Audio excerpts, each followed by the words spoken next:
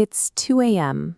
You're walking the dim nursery, gently bouncing a crying newborn over your shoulder for the third time tonight. You offer a feeding. You try rocking them. You hold them close. Yet the physical resistance seems to increase with every attempt to provide comfort.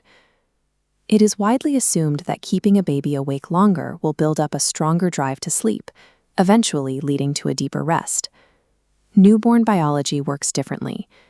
A baby who fights sleep is often reacting to the fact that their system has already pushed past its limit of exhaustion. These physical indicators are subtle.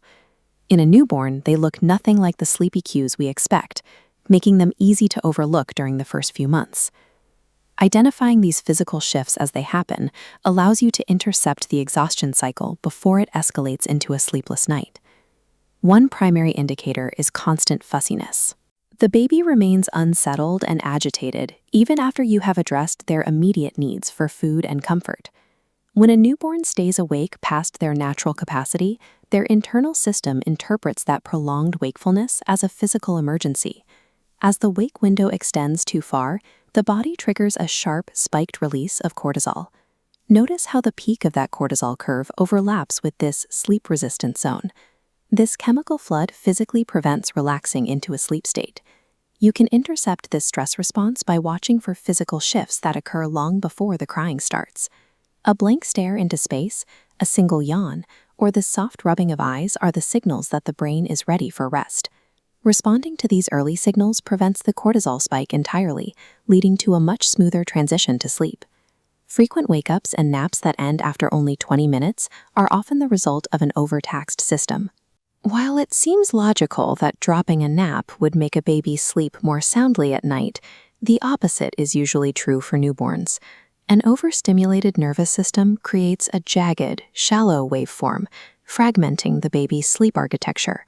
Notice how the sleep cycle stays within the upper, light sleep zone. Arrows bouncing off the deep sleep threshold show how this prevents restorative rest. To counter this, you can create a low-stimulation environment using warm, dim light and consistent, quiet sounds to signal safety to the brain.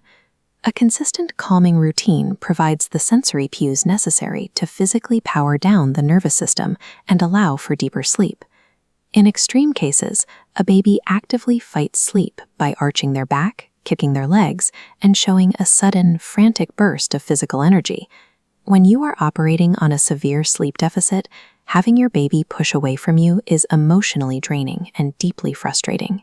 This physical resistance is a reflexive response to total sensory overwhelm. The baby's nervous system is struggling to process the environment. Common soothing techniques like vigorous bouncing or loud shushing can actually increase this state of overwhelm by adding more sensory input to an already overtaxed brain. In these moments, the most effective response is to stop all movement, dim the lights, and simply hold the baby entirely still. Removing all external stimulation allows the baby's biological baseline to reset, eventually ending the cycle of resistance.